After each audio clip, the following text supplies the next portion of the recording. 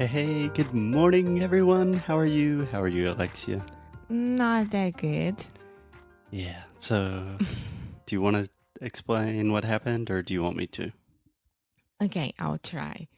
We went to Festa de Alandral. It's a big party here this weekend. And then I was eating hot dog in the middle of the eating. I would say while I was eating the hot dog, While I was eating hot dog, the hot dog, the hot dog, I bitten. I bit my tongue. I bit my tongue, but it's not like, oh my God, I bit my tongue. No, it's really hurting and I am taking some medicine as well. It's not a good thing. Yeah, you guys should have seen Alexia devouring that hot dog. And really, it is a pretty nasty bite out of your tongue. Yeah. So I am talking like this today and maybe for the next episodes, but I am okay. I'm fine. Yeah. So, because Alexia is suffering a little bit, it is a great opportunity for me to teach, for me to talk, for me to do what I love doing most. So, Alexia, are you ready for a real live English class? Yes. So, normally, Inglês no Rádio is just kind of an informal conversation. And this episode will still be very informal. I'm sure we will make a lot of stupid jokes, but it will be a little bit more of a real class. Are you ready? Yeah. Okay, so today we're talking about the T sound. The T sound. Is it the silent T? Ooh, so Alexia's good. So Alexia has already, obviously, she studied with me. She studied in sound school, so she knows what a silent T is. But I imagine most of our students do not. Alexia, can you try to think of an example of a word that has the T sound? Fountain. Okay. But it's a silent T, but I am making the sound. Yeah, that is actually what I call a stop T. So most of the time, I would not say fountain. That sounds very like I'm articulating and trying to speak very slowly. I would say fountain. I know. Christmas. Christmas is a totally silent. That's just the T does not exist there. So you are getting ahead of yourself, Alexia. You know too much. You're too good of a student.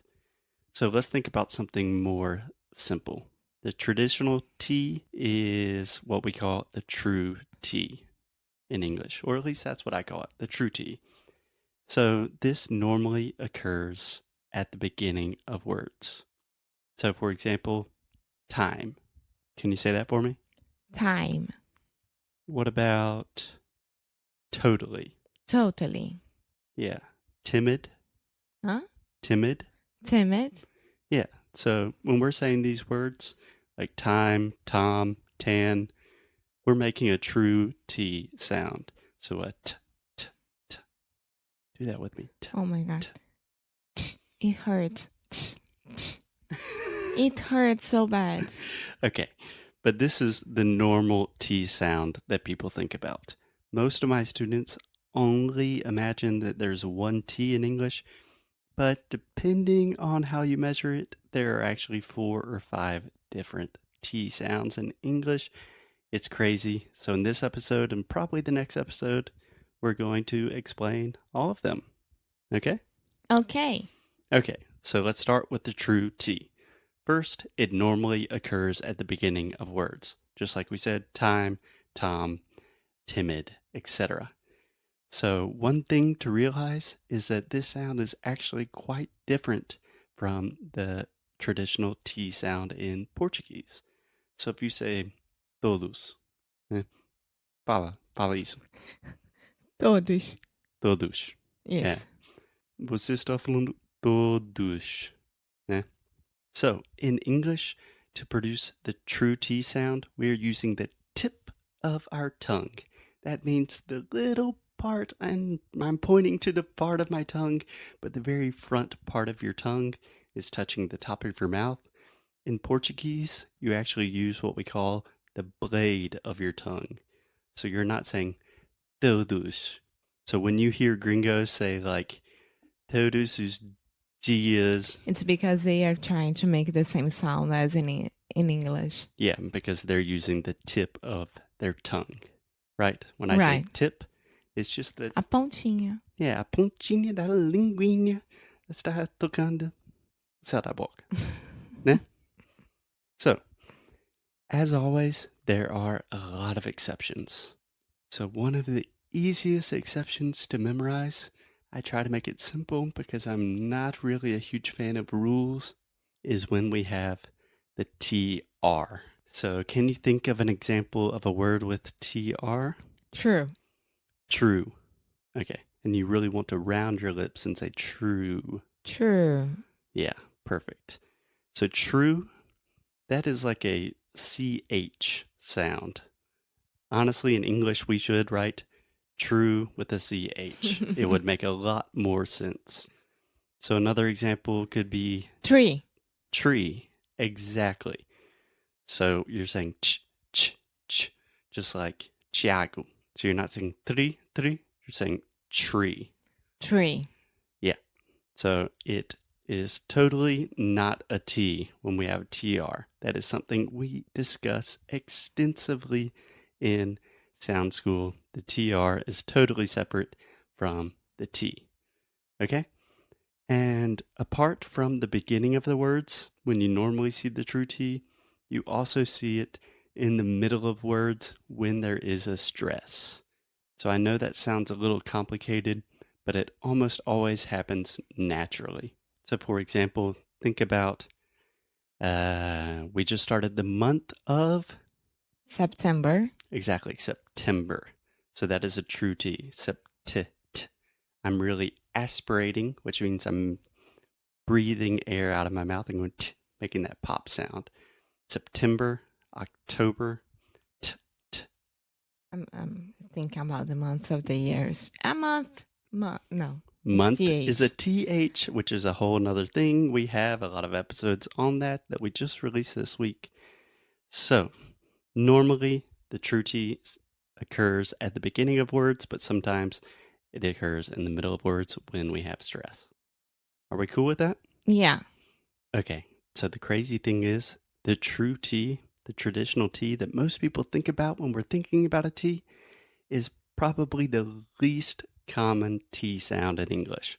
We really don't use it that much in normal conversation. The second T sound I want to talk about is the flap T. Do you know what that is, Alexia? I don't know if I know. Maybe I know, but I don't know that I know. What do you mean?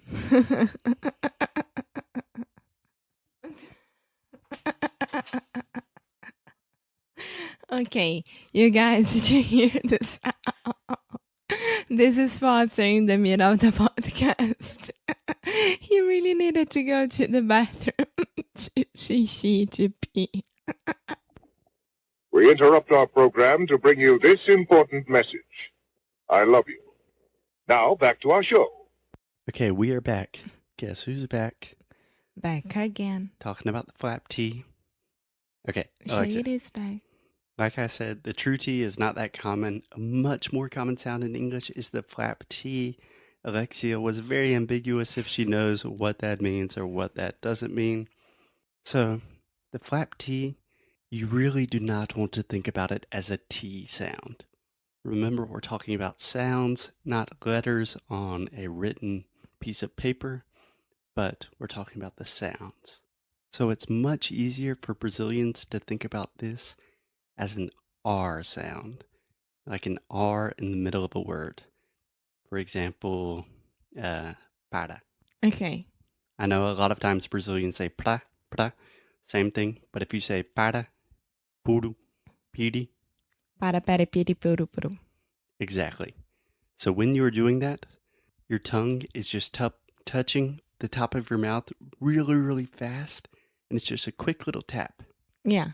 Para, piri, poro, puro. Yeah, so say puro. Puro. Perfect.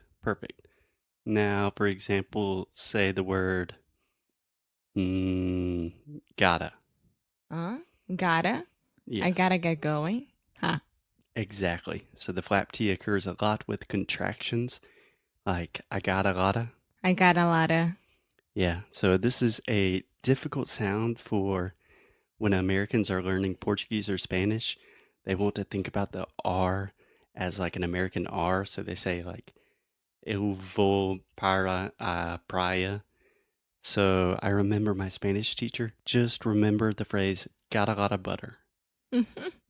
Got a lot of butter. Exactly. So if you say that really fast, got a lot of butter, Got a lot of butter. that is the flap T. That is much more similar to a Portuguese R, right? Yeah. Okay, so let's practice this with some words. Alexia, I will say a word in Portuguese and I want you to say it in English, okay? Okay. Cidade. City. Exactly. So what did you say? City. Yeah, you did not say city. City. Yeah, if you say, oh, it's a very beautiful city. City would be British. Yeah, I don't even know if that would be British, but for an American speaker and most English speakers, that sounds very strange. City. Yeah, if I talked to one of my friends and I said, hey, I'm visiting your city today, they would think like, oh, it's Foster. Is he okay? What's wrong with him? And another example, when I said a beautiful city, Beautiful. mm-hmm. Say that one more time. Beautiful. Beautiful. Exactly. So you're not saying beautiful. Essa é a diferença. Beautiful e beautiful. Beautiful. Exactly. 99.9% of all English speakers will say beautiful. Beautiful. So that is, again, the flap T. Can you say political? Political. Perfect. Perfect. So I'm not saying political. Political. I'm saying political. Exactly. That's what I'm talking about. I didn't know that I know that I... You didn't know I didn't that you know. knew. I didn't know that I knew what a flap T was. Yeah. Is. Yeah. Was or is, still is, will always be, at least for the near future. So it is a very good thing to realize. Let's try with one more phrase that I know a lot of people struggle with. Can you say the phrase Little Italy? What? Sorry, que? Little Italy. Eu entendi. Literally. Or literally. Literally. Good. So Little Italy is a famous Italian neighborhood in New York. And a lot of other places as well. Yeah. So let's just start with the word Italy. Italy. One more time. Italy. Italy. Yeah. So think about your Portuguese R. Italy. Italy. Okay. Pretty good. Now say the word little. Little. Yeah. So I'm not saying little Italy. That sounds so strange. I'm saying Little Italy. Little Italy. So this is especially difficult because we also have the I sound, which is really hard. We recorded an episode about the difference between the I and the E sounds. I think it's episode number 65. If you want to check that out. I still have a lot of problems with this. Yeah. Yeah. Little Italy. Yeah. Just keep saying that in front of the mirror for hours and hours, and your English will improve drastically. One more example of where we often see the flap T in English is when you have an R before the T. Does that make sense? An R before the T. I don't know. So, for example, yesterday we cleaned our house, right? Mm-hmm. So before we cleaned our house was very... Dirty. Exactly. You did not say dirty. Dirty. Dirty. Yeah, so much more of a Portuguese R or an American D sound. Dirty. Dirty. Yeah. You can also say... Fala para mim a palavra festa. Party. Perfect. Party. Yeah, party like it's 1999. I'm not saying party, party. Partido político is also party, right? Yes, you can say a political party. Ooh, that's a good phrase. Uh-huh. Nice, a good phrase to train. Political party. Yeah, we need that. Political party. Oh, that's so good, Alexia. Thank Yeah. you. If you can, Even though I have my tongue beaten, I am doing such a great job. bitten, which is Bitten. actually a stop T, which we will get into in the next episode. So if you can say the phrases Little Italy and political party, you are good to go, my friends. Political party, Little Italy. Pretty good. Maybe we need a little bit more work on the E sound, but we will get to that. So one more example where we see this is with the R. So party, dirty, and a lot of times in the past, if you think about, let me think about the first word I'm thinking about is farted. Do you want to explain what that means? Pum. É soltar pum. Mas é pior do que isso, é peidar. Mas no passado. Não, eu peidei. Sim, mas não fui eu, não, foi você. Não, ninguém. Aqui, foi os cachorros. Isso com certeza.